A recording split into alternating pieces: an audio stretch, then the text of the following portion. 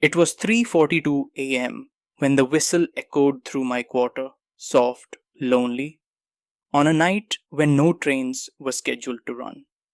The sound slid under the door like fog, waking me from a dream I couldn't remember. I lay still, counting my breaths, listening for it again. The hills outside Ooty were silent. Pines creaked. Somewhere a stray dog whimpered and then went quiet. I told myself it was the wind. I told myself many things that month in 1976. When I joined the Nilgiri Mountain Railway as a junior ticket inspector, the older conductors warned me about fog nights. They didn't use the word ghost. They never did. Railwaymen are practical. Superstition sticks to them like coal dust, but they pretend not to see it. On nights when the mist crawls up from the valleys, the head conductor said, tearing betel nut with his teeth, count the tickets twice. Why? I asked. He didn't answer. He just looked past me at the tracks, disappearing into white. The first foggy night came a week later. The train climbed from Mettupalayam, wheels groaning, teeth biting into the rack rail. Lamps swayed, windows rattled.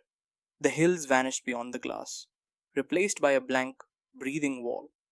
At Kalar station, I began my round. I punched tickets, nodded at families wrapped in shawls, joked with a British couple who still clung to the hill station like it was 1947. Normal things. Human things. Then, in the last compartment, I found her. She sat alone, hands folded in her lap, wearing a white sari that looked too thin for the cold. Her hair was tied back neatly. No jewelry, no bag. When she looked up, her eyes were calm in a way that unsettled me, like someone waiting for something they already knew was coming. Ticket, I said. She smiled, reached into her blouse and produced a small old ticket, yellowed, corners soft with age. Destination? Kunur.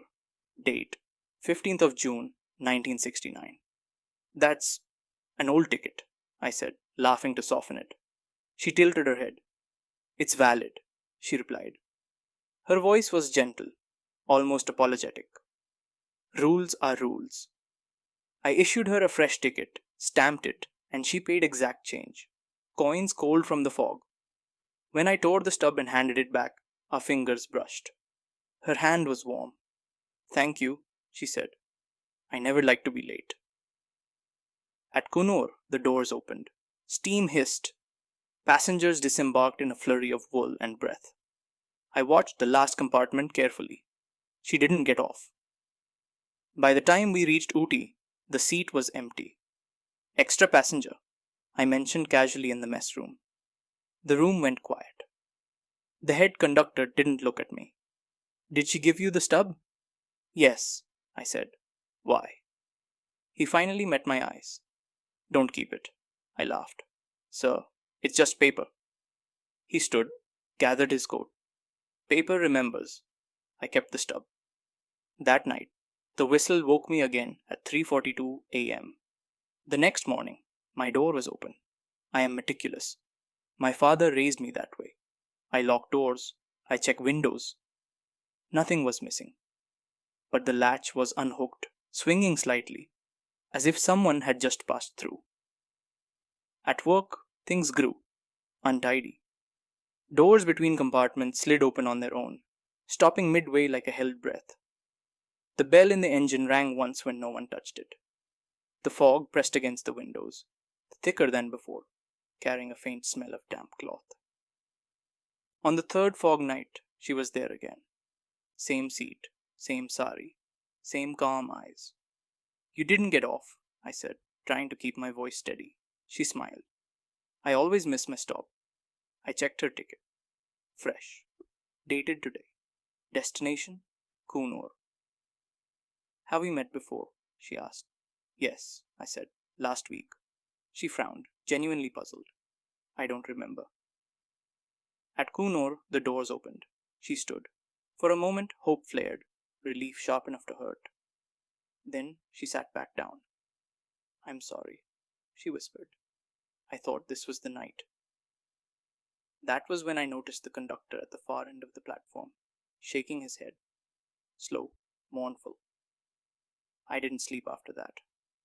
The whistle came every night, always at 3:42. Sometimes, when I closed my eyes, I heard the rack rail groan beneath my bed, felt the train climbing through my chest. I began to dream of tickets piling up, stubs fluttering like dead leaves. On the fifth night, she spoke without waiting for me. "Do you ever feel," she asked, "like you're late for something important?" "Yes," I said. The word came out raw. She nodded. "Me too." I did something foolish then. Human. I asked her name. She told me. It was my mother's name. The fog thickened, swallowing the windows. The lamps flickered. Somewhere ahead, the engine strained, as if climbing a steeper grade than the hills allowed. "Why do you ride this train?" I asked. She looked past me, toward the engine. "Because he promised he'd wait." My mouth went dry. "Who?" "My husband," she said. "The inspector." The world narrowed to the rhythm of the tracks. In 1969, my father had been a ticket inspector on this very line. On a foggy night near Kunur, a door malfunctioned. A woman fell between compartments. By the time the train stopped, the fog had swallowed her scream. Officially, it was an accident. Unofficially, my father had been distracted, arguing, late. He never rode the Nilgiri train again. At Kunur, the doors opened. Steam curled like ghosts around our ankles. She stood. I held my breath. She stepped toward the door and passed through it. Not out. Through.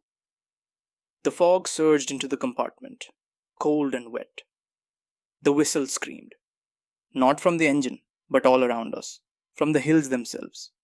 When it stopped, the seat was empty.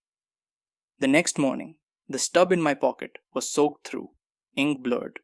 The date had changed. The 15th of June, 1969. Destination: Ooty.